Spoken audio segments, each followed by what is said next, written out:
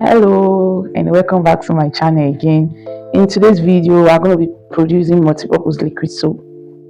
So here is my space where I produce my liquid soap and my other DIYs. So this is the space we're going to be using for multi-purpose liquid soap. So right here I have my water already measured out. In today's production I'm going to be making 25 liters of liquid soap, and I'm going to be showing you the step-by-step process of making 25 liters of multi-purpose liquid soap. So these are my buckets that I'll be using to dissolve our chemicals. Then this is my measuring stand. These are my materials. These are my foam boosters, sulfonic acid, fragrance, and the colors. So let's get started.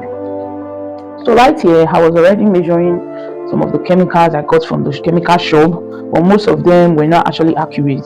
One of the things you want to do after getting your chemicals from the chemical shop is to make sure you check the measurement to check if it's accurate, or you can remeasure to get the accurate measurement. Don't just go and dissolve everything and start using. So most times we get the very liquid soap, a liquid soap that is too watery most times, and other times the liquid soap may come out not foaming too well. That's as a result of measurement. So that's one of the mistakes most people make when doing their liquid soap. Try and get a digital scale such as this one, small as this one. It's very affordable to remeasure your materials after getting them from the chemical shop. So right here I needed 300 grams of XLS, and I was having 200 here, so I have to top it up with what I have at home to get 300 grams of XLS for my production today.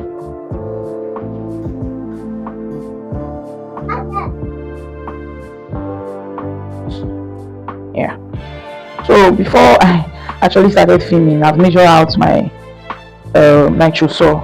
It's here, and I'll be leaving the measurement on the description box. So the next ingredient we're going to be measuring here, is my caustic soda. The things you also want to get done to avoid some itching and chemical reaction on your skin is to actually wear your gloves. I actually forgot, so I had to stop this measurement and put on my gloves. These are my gloves. Ready.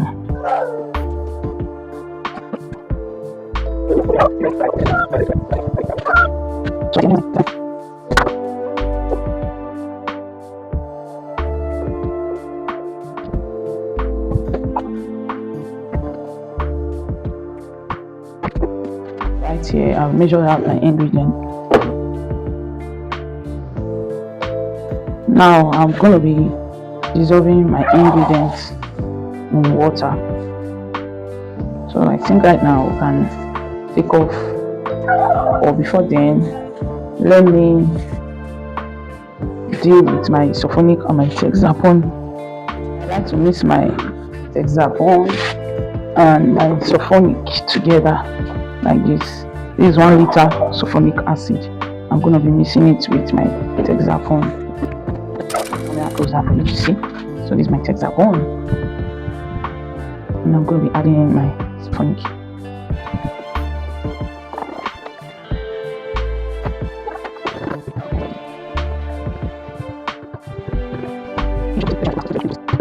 This is it. So I'm going to be setting this aside. It's already well mixed together. So to always make my work easy, faster, and efficient, I always arrange my bowls for dissolving my chemical like this. So right here I have 10 liters of my water, and I'm going to be using it to dissolve the chemicals. So here I have caustic soda.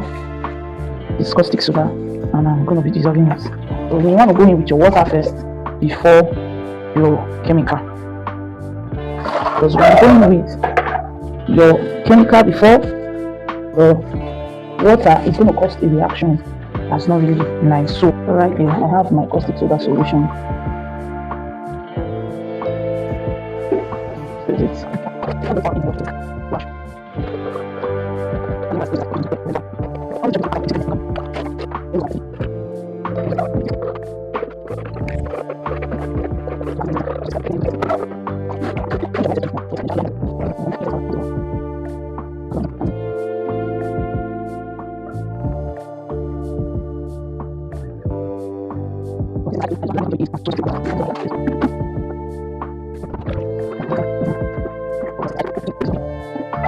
So these are materials, so I'm leaving them to dissolve properly.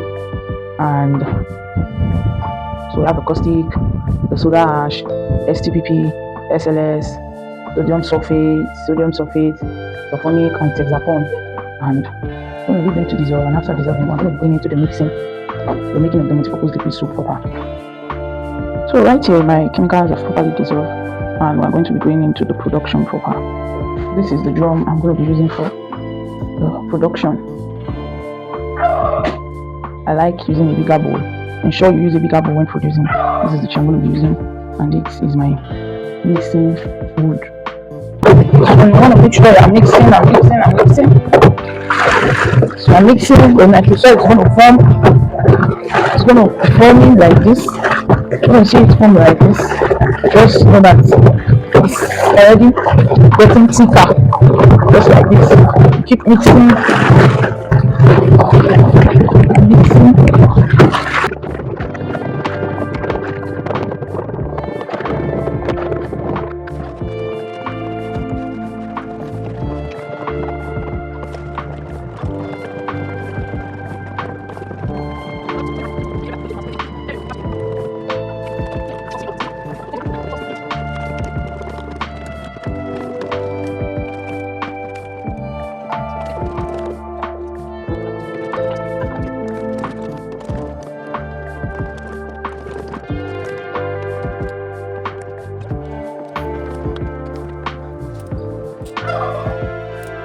Sticking really well.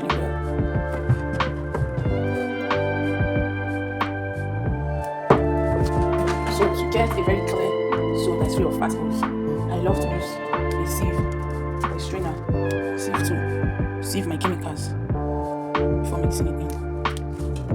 So here is my caustic soda. Here's my caustic. You see this leaf? So I'm just going to give that a good mix.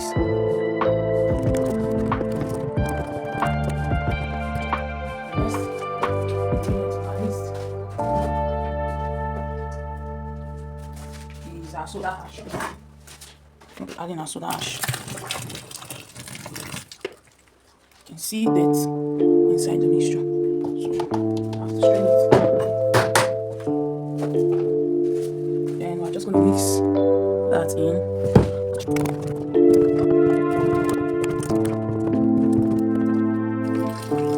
STPP.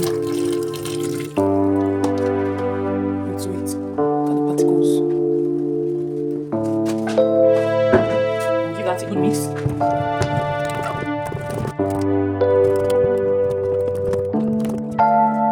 Right here, we're just going to go in with our SLS. Remember, always sieve before adding your materials, your chemicals into the main bowl. So right, I'm sieving the SLS mixture to avoid particles and dirt in the soup. So we're just going to be mixing our SLS into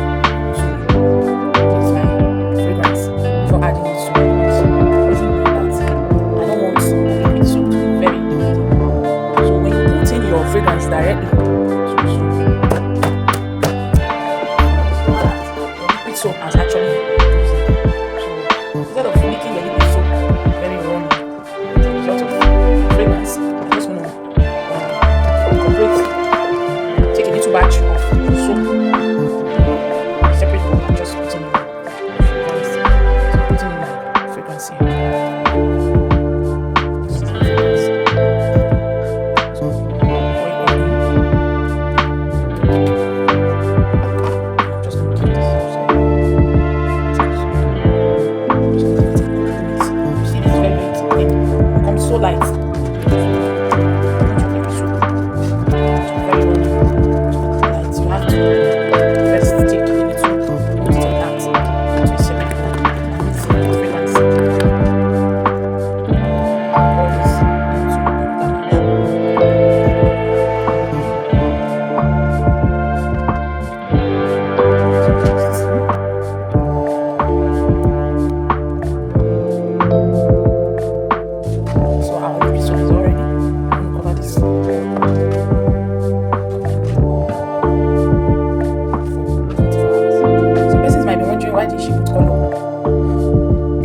So this is my liquid soap after 24 hours, all cleared out, just like this, and it's really thick and jelly. So you might be wondering why I did not add color to my liquid soap. So one of the reasons I do not add color to my liquid soap during the making process, the production process, is that it tends to take longer time for my soap to clear up, as what I noticed personally. So it tends to take longer time for my soap to clear up.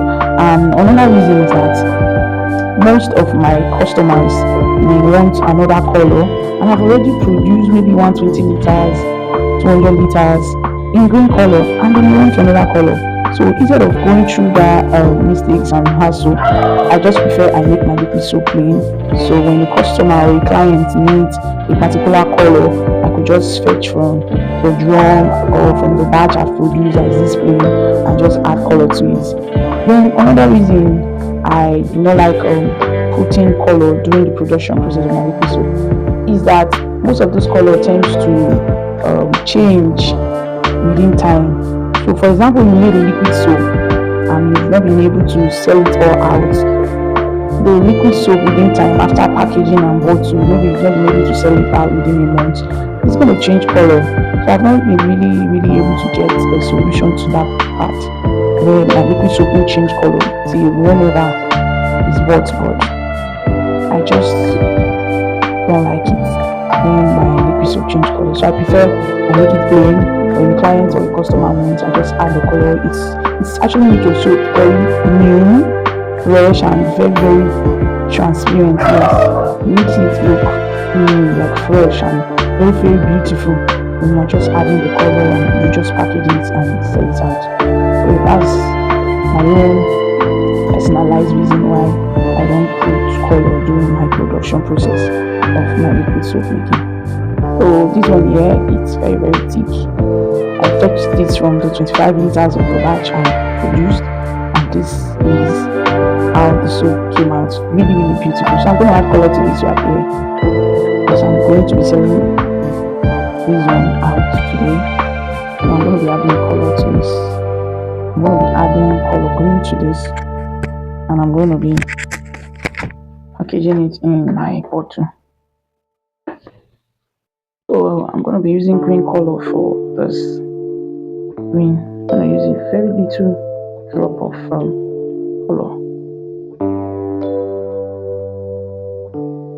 So lastly, one of the second reason why I don't like putting color during the production process of my liquid soap is that most times you might end up putting too much because the soap is still foaming and bubbles everywhere. You might not really get that color you want in particular.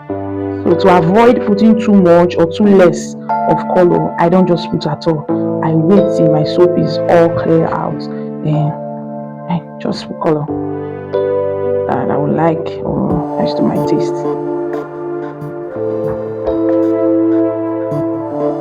So this color green, and mix.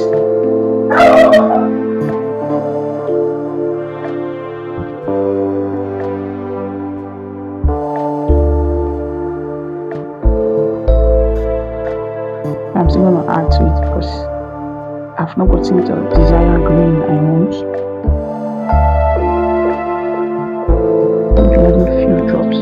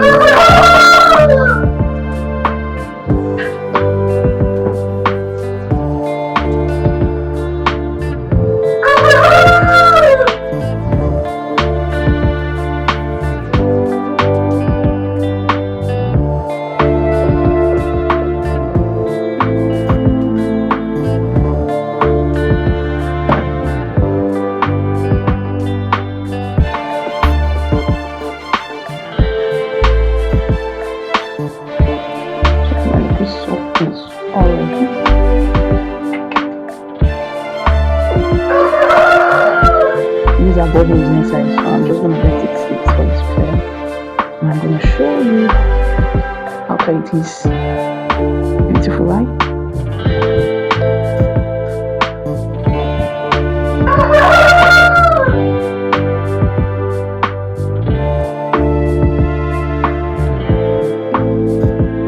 Now let's check how well this particular soap foams.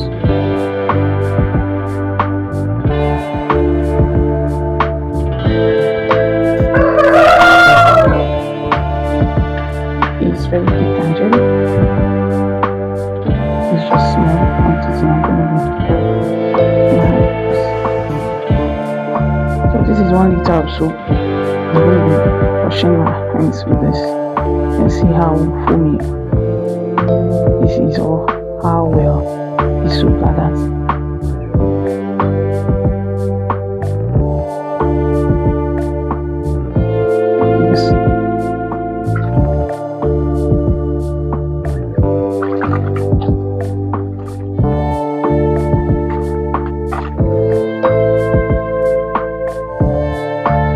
So, as like I said, it's a multi-purpose liquid soap, and it can be used for hand wash, toilet wash, washing of clothes, cars, mopping of house, and doing the laundry. It's safe and it's effective. Don't be scared of it's going to peel my hands because of the caustic soda. No, it's not, because we added glycerin to it. This glycerin is actually a moisturizer, so after washing your hand, it's not going to leave your hand dry. It's really going to leave your hand soft and very, very foamy. So you see, super foamy. 1 liter. And you can see these bubbles here. And my hands are coming. See. So thank you so much for watching. Till we see you in another video. Bye.